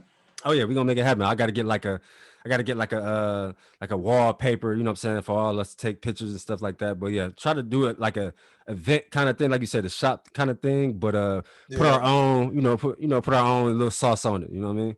Yeah. That's gonna be dope, man. That's gonna be dope, man. So definitely. Man, well, yeah, man, I appreciate you. Can't wait. Yeah. We'll definitely be in touch. I'll probably text you sometime next week. And yeah, man, y'all have a good weekend. Y'all stay safe out here, man. The numbers rising, man.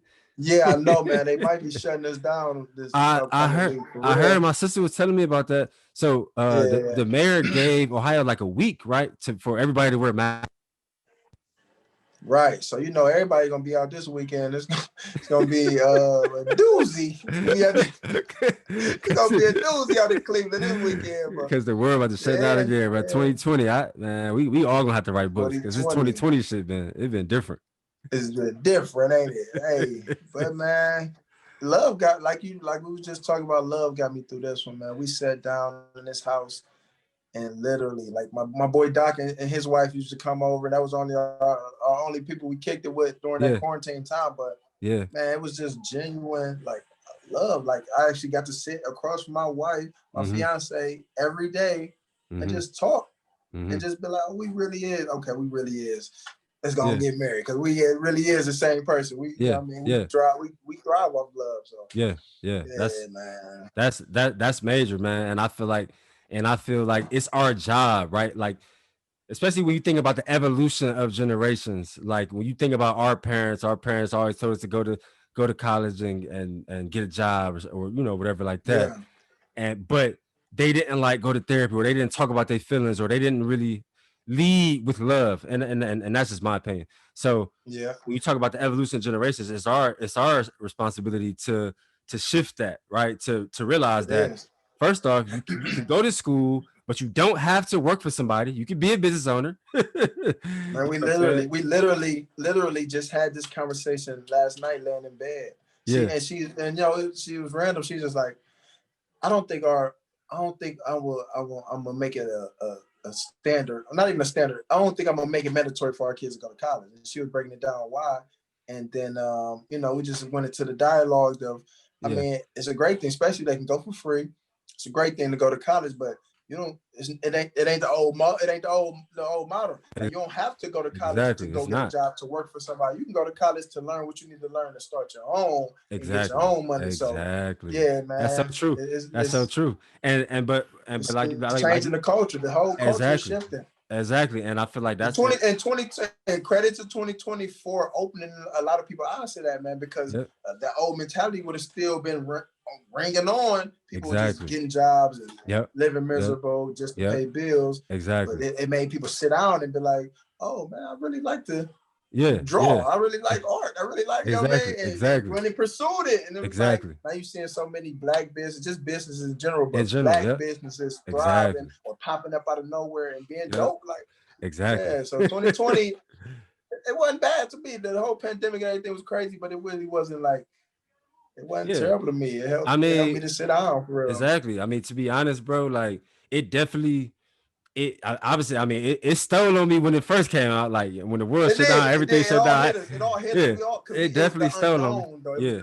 It was the unknown. It was like, man, you catch this, you can die. Like so we all was like, uneasy. But once we started seeing the numbers and seeing people catch it and bounce back, and it was like, but it definitely made me like boss my thinking up. Like, you know what I'm saying? And then especially having close friends, you know what I'm saying? Seeing you start multiple businesses, seeing Tay. Obviously, he had already started a business, but now he's about to open like a actual storefront, brick and mortar. So really, but just kind of busting my mind up, thinking like, okay, what am I passionate about? Okay, bet how can I monetize of doing these things and stuff like that? So it definitely made me bust my mind up, and also seeing guys in my inner circle doing it physically, doing it in real time. That lets me know that it's attainable. You know what I mean? Right. Yeah. Fact. But yeah, bro, that's all I had, man. I'll let you go. We'll be on wax all day. Man, I'm trying to tell you. but yeah, man, y'all have a good weekend, and I'll tap in probably next week as I try to like set everything up for that day after Christmas. For sure, hit me, bro. All right, bro. Peace. Love. Yes, sir. Yeah, guys, that was kind of a long one. I appreciate any and everyone who tapped in for the whole episode 32 with Arvell Nelson. As you can see, we go way back, but his story is just so powerful. To go from getting kicked out the University of Iowa to missing his last collegiate game at Texas Southern, to playing 7 years in the Arena League, to being Arena Bowl 31 MVP, right, champion, being a part of Cleveland history, being a starting quarterback for the Cleveland Gladiators in 2016 when the Cleveland Cavaliers won the NBA championship, right? I mean, just awesome experiences. These journeys, these stories have to be told, and this is why, and truly why I started the After Effect podcast. I thought that episode was so powerful. So again, thank you all for tapping in, and see you on episode 33. We are keeping these things rolling. Peace.